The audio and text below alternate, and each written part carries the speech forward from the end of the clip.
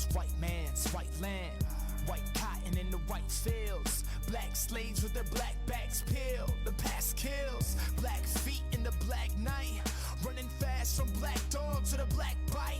Should I act white? Cause what I've heard is only black is darkness and white is good. It's like the light, right? Right? Black Bible, white pages, black ink. Used wrong by the white racist, black stink. But white man's white plans are whitewash. That's why they built these white walls. I'm praying that they might fall.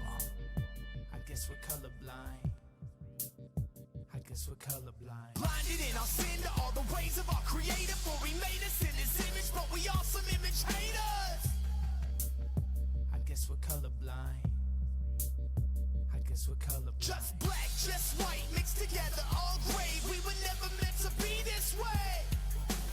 All I see are shades of gray. This rain pours down my window pane. All I see are shades of gray. This rain pours down my window pane. Looking through this window, all I see is pain. I guess I'll call it window pain. A white widow looking out a white window, bit by a black widow. Ironically, that's widow pain. A little poison with a little rain. A little boy was killed, his skin was stained. At least that's what they thought, and so he hangs. I once heard a white Christian man point the finger in his hand in black skin and say it was the mark of Cain.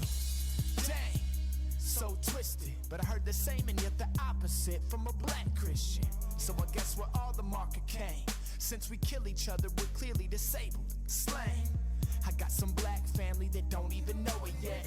My white family never seems to grab a hold of it. But my true kin is every tone, every color, painted red on my sisters and my brothers.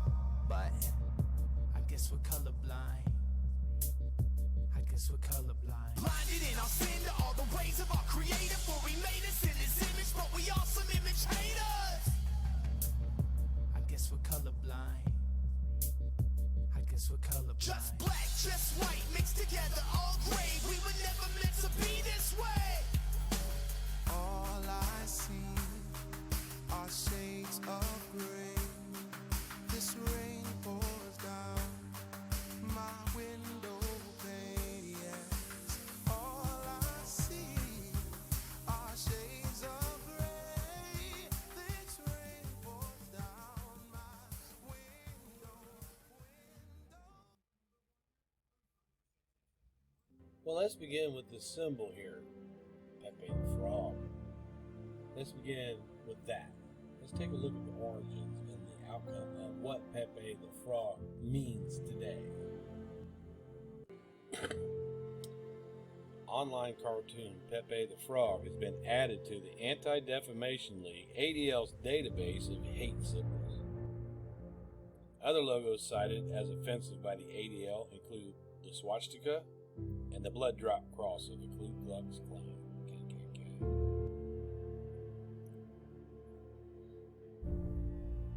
The anti-bigotry group said racists and haters had taken a popular internet meme and twisted it.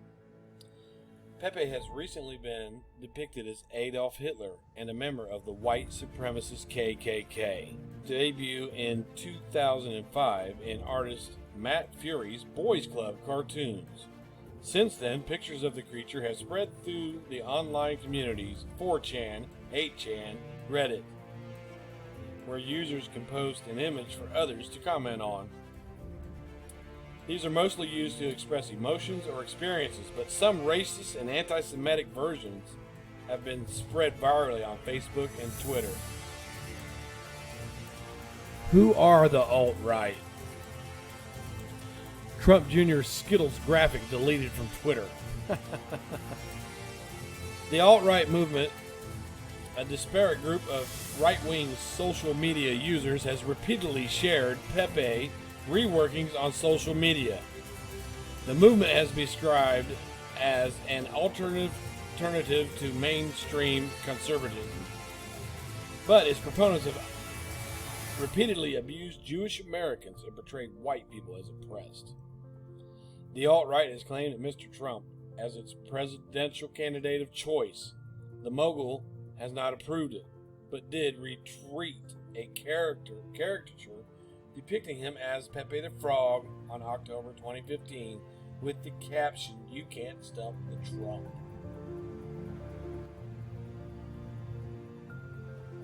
The frog made headlines in mid-September when Hillary Clinton said most of Mr. Trump's supporters belong in a basket of deplorables.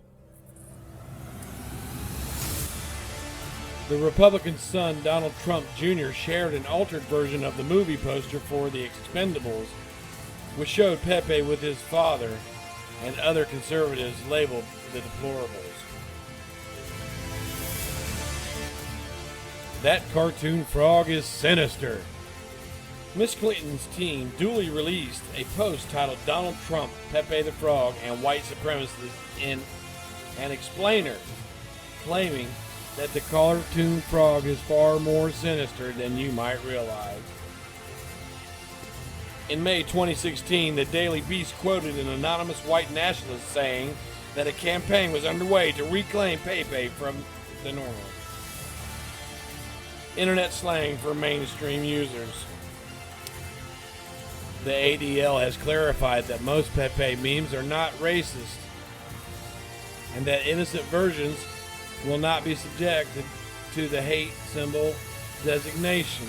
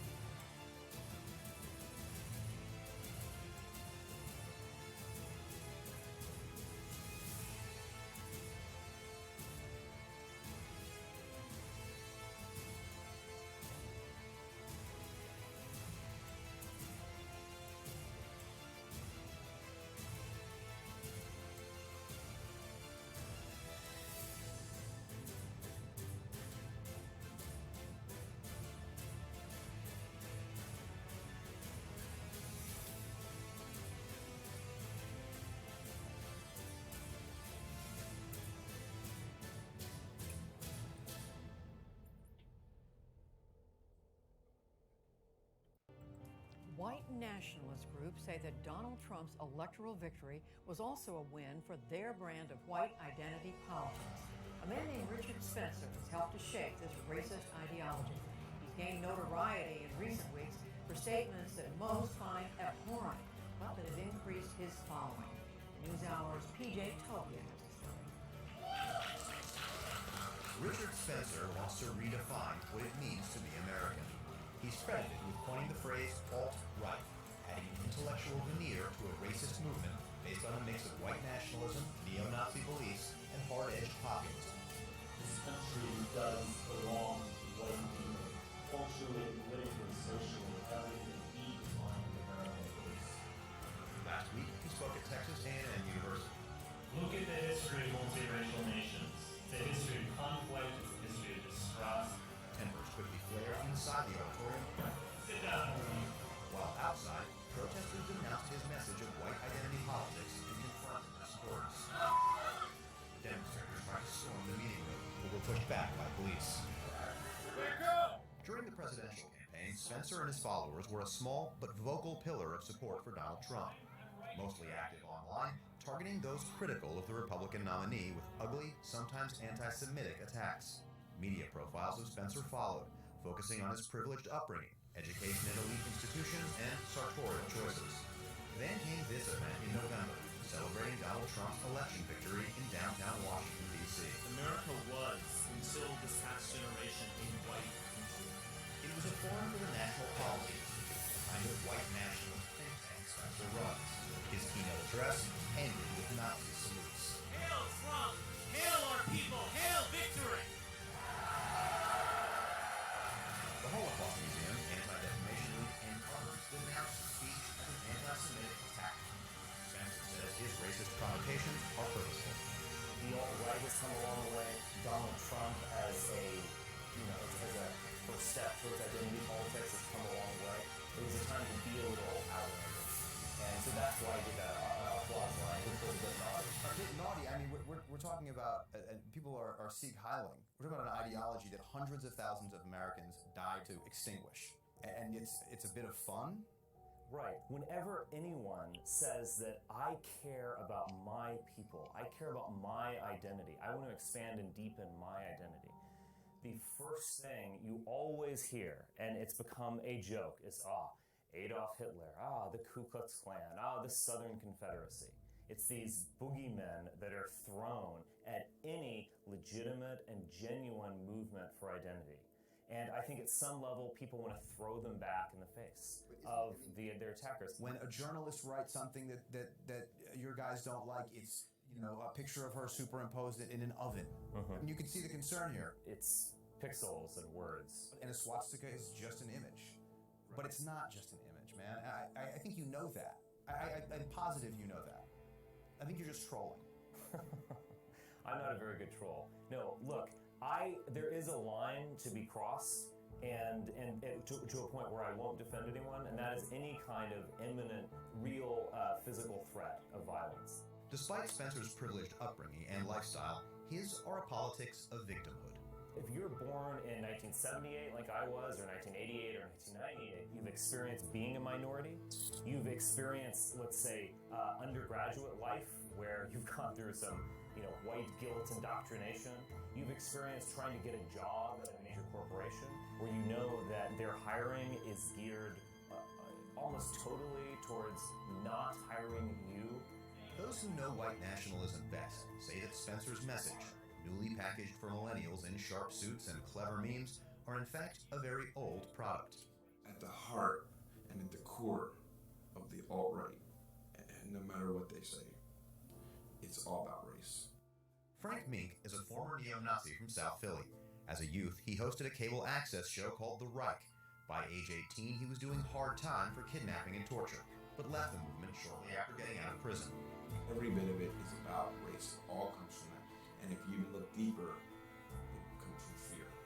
Fear that the white race is losing this country, fear of Mexicans coming in. It's all about fear.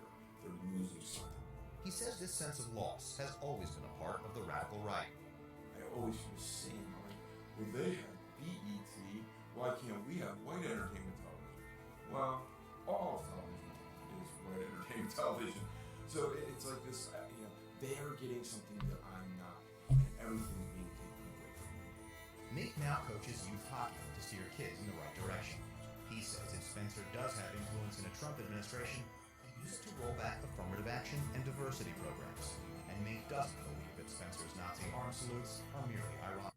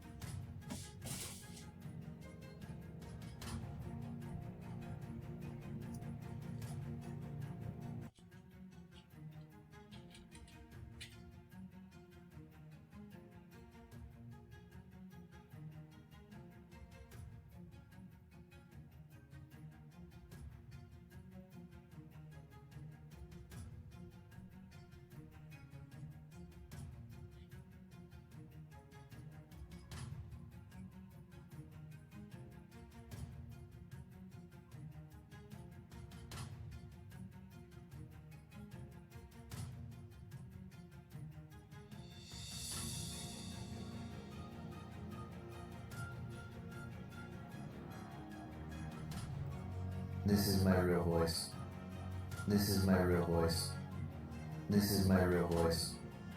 This is my real voice.